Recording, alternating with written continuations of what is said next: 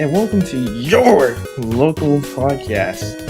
This isn't a podcast, but I like calling it one because, yeah, you're probably going to use it for background noise, actually. I don't care. Operating down where even the Banlands police can't find us. I'm your host, Vader, and I would say my actual nickname, but I would get my head smashed by the boss again. And today, we will be discussing the support fighters and Phights. Now, there are problems with them, especially with how they handle the games. So to maximize our community quota for this episode, yours truly, with a little help from Coffee Cracket I work with, decided to send out a survey. Yes, a survey for you little infernos out there. So, in this video, we'll be doing an overview of every support fighter we've seen up to this point, along with sections for listener feedback on them. Now, let's put this show on the road and get this party started. Show you. How long did it take? What was this script made, dude? January 11th. Now, a support fighter, what is that, you might be asking? Well, my dear sweet little Infernal, a support fighter is an Infernal that uses their gear to, support their team in any way they can, whether from patching up damage or buffing their mates. Support fighters are team players that can help a lot in a struggle. The purpose of a support fighter in the fight is to provide aid for their team, ranging from healing to extra damage or status effects during a fight. They can hold their own relatively well, but still need to stick around their team to thrive even more than they already do. Supports are very lackluster in how much damage they can do to the other team, making them use their moves more in tandem with their team, as well as managing them correctly to avoid being a sitting duck. Hey, if you don't want to be a sitting duck, you shouldn't have been supporting anyone at all anyways. There's no such thing as a good support though. With how much pressure is put on everyone, you can't expect them to do their jobs. They have an unspoken burden of being versatile in situations. The way they deal with this is questionable at best. Sometimes they fall back to chip off for their team. Other times they just go into the fray without any plan. It's boisterous and insane. As things play out, sometimes they just stall until their team is back. They also have varying results during fights, it makes them extremely mediocre at times. From our survey, you consider them to be relatively good with their tools and excelling in versatility. It's remarkable how positive the results were, and anyone who did show negativity was very vocal about it. Some of you were also were lazy when making responses or didn't care for the survey yourself. You know who you are. Alright, now we get into the meat of everything. Let's start with Medkit.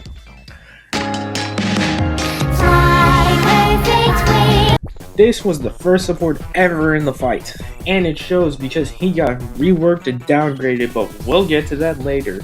Medkit is probably the only consistent healer in both casual and competitive play due to his burst healing and incentive to be flexible with his team. If you don't like moving around constantly, then say goodbye to that right eye of yours because there's a pitbull and a skater approaching your location rapidly. I said location rapidly.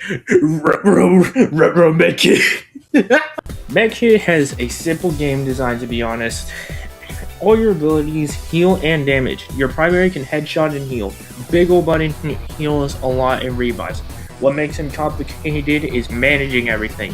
And trust me, it's not easy. Having to manage a bunch of things at once in this pacing is chaotic. When you also have to put your life on the line to heal people, it's even more stressful.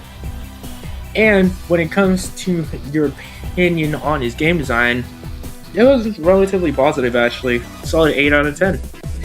A remark from a responder was, Medkit is a high skill, high reward character.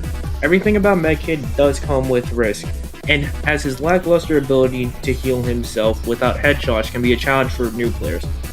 Headshots are also a challenge to land on moving targets. His abilities all have high cooldowns or drawbacks. In Fan the Hammer's case, making you reload, making sure you can't use abilities on a whim. However, if you master that, you have an incredibly capable healer with great DPS. Medkit is one of the most versatile supports, but also the most valuable support overall. His healing is unmatched compared to others. He can be put on any team with no real downside. And he's a token fighter Tumblr sexy man now. How cool is that? When it comes to the survey, he was given an extremely positive score, landing at almost a 10 out of 10 in some responses. Medkits are just a good support to have on your team because his healing is so quick and easy to receive. I feel like having a medkit, especially one trying to heal me often, lets me have some of my best games. So I believe he's very viable. While he landed pretty swell on the survey, that can't be said for the other fighters. Maybe this next one, maybe not. We'll see. Lightning McQueen here. Boombox is a relatively complicated fighter with very good reward from his complexity. You have to time your abilities in a pattern to give haste to your team, along with extra knockback from the perfect timing as well. His finisher is a pretty good crowd control that gives ult charge to his teammates. Hey, but you didn't know that actually. He has his spot in the tier list, not too high, not too low. He's good at what he's booting, especially since he only has one job compared to a Wardy has no rules, no boundaries. He doesn't flinch at torture. With a good rating of 7 out of 10, Boombox has made himself a well-known fighter with a style of speeding up allies while disrupting enemies. He has a somewhat good damage and good buff potential, relying mostly on timing to get the biggest values out of it, serving as a way to rather get people to the fight quicker or retreating quickly too. Boombox also has been able to get people's ults back faster, which is really, really good. He's a bit lackluster when it came to viability though. It's 6 out of 10 by majority vote. His buffs can be good, yes, but when you don't extend fights outside an isolated area, he's only really good for crowd control. Very comp specific. He is great on structures like banana or hyper offense comps, but he isn't that splashable on other comps. Like, yes, ult charge and anti-diving is great, but like using your slot for Boombox needs to be working. But when he works, he shines. Hi, Herbert. Okay, if I chop you up in a meat grinder, and the only thing that comes out that's left of you is your eyeball, you're probably dead. You're probably going to not you. I'm just saying, like, if somebody were to like push you into a meat grinder and like your one of your finger bones is still intact, they're not gonna pick it up and go, well, see, yeah, that wasn't deadly. It wasn't an instant kill move. You still got like this part of your finger left. No. I'm not gonna put you in a meat grinder. Subspace is the only consistent crowd control in this game and one of the indisputable goats of support. The crowd control one is debatable because of Rocky, but we're not ready for that topic yet. Of course, due to his excellent display of skills and rapid fire damage, he excels at tank busting and making fights all the more faster. His passive also keeps him in the fray as he heals with every death he's contributed to. Subspace has probably the most prestigious score of all the support fighters. His game design was rated an 8 out of 10, along with his viability. Hell, at the start of the survey's rollout, he was given a near perfect 9 out of 10 and 10 out of 10 respectively. Being the token DPS support of the competitive scene, he's formidable and almost unshakable at times. I think he's also pretty honest. His moves are incredibly strong, but have a long cooldown to make up for it. The vulnerability is also super strong, but he's still super fragile and vulnerable to dives, which is how a support should be. With Subspace on your side, he may be able to make taking control of the point and conquer a lot easier with his vulnerability debuff and tank busting. His finisher can make some chases impossible to lose if you just pass through it, or just using it underground and catching the enemies off guard and securing kills.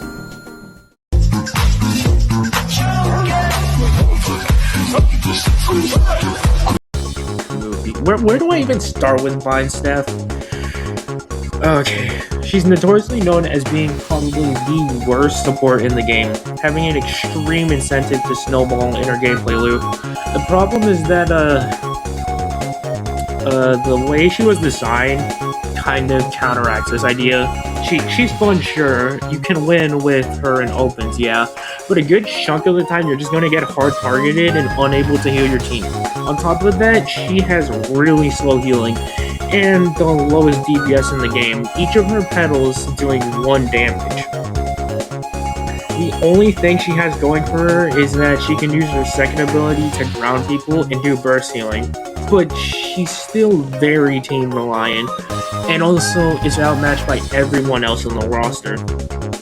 Medkit's counterpart when it comes to his burst healing. Vine's light team healing adds a different spin to the healing characters. She requires much more setup than Medkit, but Prophets can be powerful if she gets enough prep, with her ability to stack her regeneration effect. It can create almost unstoppable sustain, which is pretty bad. On the other hand, her setup makes it so she struggles a lot on mobile modes, such as Annihilate or even Escort. It's an active back and forth, which is also bad. She needs to be able to set up quicker to make her more viable in other modes, without making her sustain too strong on stationary modes like Conquer. Her viability absolutely tanked, the lowest on the entire survey at an abysmal 4 out of 10. Yeah, I don't think she's coming back from this one, guys. We might be cooked. Play that. You know what? Bro, editor, put the goddamn like Patrick running into the sun with Despacito or whatever playing in the background real quick.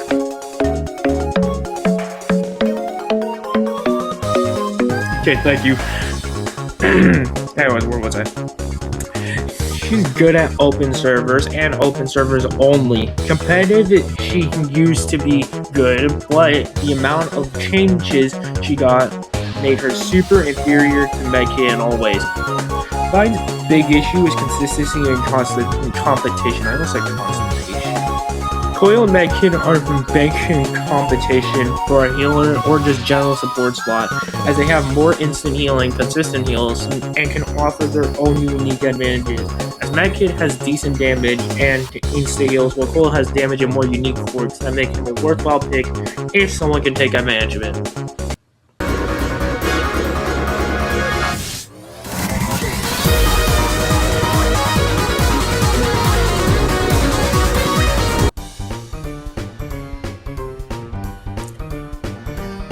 What's next? Coil. Oh. Coil is a support DPS with mild healing capabilities. He has a high skill floor and a high skill ceiling, with his incentive to be to combo your moves and using 3 modes. He is definitely a fun character to play as, but not that fun to play against. You can mess around with him a lot, and a good Coil can destroy servers, but he's competitively kind of weird. Okay, before we get to the rating, I just say, I am not, like, I think you can tell from how I'm recording this video and the stuff I'm saying, I am not that much of a competitive nut when it comes to this game. I used to be in the competitive scene, but like around the post-Coil release, like after a couple weeks after Fest ended, I think a month after, I kind of just dipped out because like, it's not for me. But when back in that day, Coil was like so niche that he could only be good in a very hyper-specific team comps. From what I've heard nowadays, he's actually a pretty solid pick. Like, I think if I can estimate it, like B tier, like high B, low A tier. But yeah, he just sucks. He just sucks, and I still think he sucks now. Actually, he feels very he feels very buggy at points, and also he just feels like super clunky to just play with as and against. It's the same with a lot of other fighters, but like it's Coil specifically where I have these problems. I could probably make a whole, you know what? I'm gonna probably put that on my checklist of like a video just complaining about Coil because I really hate how he's made. He has an astounding 10 out of 10 despite all of this though, which is pretty commendable for what he's worth. He's fun to play, but a little flawed compared to some of the other supports, just due to how much he has. Giacomo trades Master of None character, and it's easy to feel like he's done nothing on some games and maps. And like I said, his viability is somewhat alright, a tie between. I'm gonna love dub. I swear to God, Coil is not the best support DPS, but not a bad one. The problem mainly lies in his kit's consistency. His DPS output can vary from player to player. His healing is lackluster, which requires a double support, and he is severely countered by most fighters. It sucks, dude. Do you know how my iconic son Jeremy feels every time Coil loses a match? Oh, my sweet son, Jeremy. Coil is in a very weird spot in the competitive scene. Not too bad, but not too good either. There's points where he just meanders about during matches, and other points where he gets smited by Windforce for sitting in the air for too long. Or in recent times, Coil has finally gotten viable thanks to many changes. He is actually worth using if you can put in the time to learn him, and he offers unique strengths to teams while having access to speed and regen. The spread support constantly along with good diving support. The Coil has to be very proactive, but that's just a skill barrier people use because people use Coil. The Coil has to be very proactive, but that's just a skill barrier because people use Coil to. Why is this sentence so hard to say? The Coil has to be very proactive, but that's just a skill barrier people who use Coil need to get used to, and he works well in that. Coil's main issue is the amount of people willing to use him as a role compressor with many things he can do, but he serves a key purpose for a good amount of people if used right. He can benefit in many types of comps. Okay, in conclusion, supports are a mixed bag in fighting. They are a tier under each other, and skateboard should be nerfed again.